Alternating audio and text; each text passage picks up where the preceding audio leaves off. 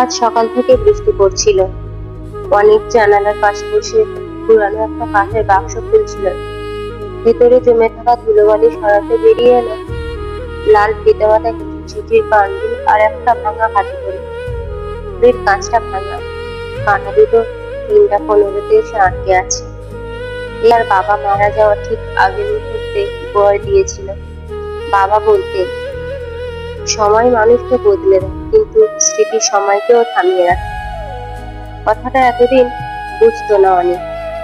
বাবার মৃত্যুর পর সে চাকরি, টাকা পয়সার পেছনে ছুটতে গিয়ে পরিবার আর শৈশবের বন্ধুদের থেকে অনেক দূরে সরে গিয়েছিল। এমনকি ব্যস্ততার অজুহাতেও শেষ কয়টা বছর মায়ের সাথে ঠিক মতো কথাও বলেনি।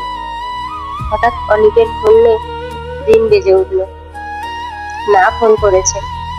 অন্যদিন হলে হয়তো সে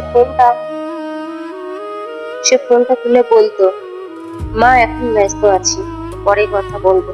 কিন্তু আজ বাক্সটার দিকে তাকিয়ে তার গলা আটকে এলো। ফোনটা ধরে বলল, হ্যাঁ মা, বলো। ওপাশ থেকে মায়ের ভারী কণ্ঠ ভেসে এলো, বাবা, তোর জন্য একটু পায়েস রেঁধেছি। তোর তো আজ জন্মদিন, মনে আছে তো?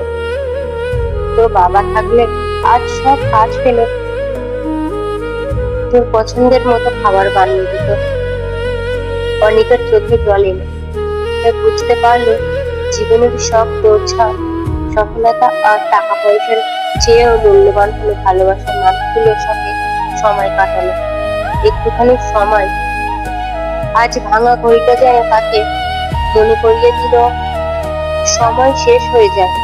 সময় শেষ হয়ে যাওয়ার আগেই প্রিয় মানুষের আঁকড়ে ধরতে হয়। অনেক আর এদিক ওদিক কিছু না ভেবে গাড়ির চাবিটা হাতে নিয়ে মায়ের উদ্দেশ্যে রওনা দিল।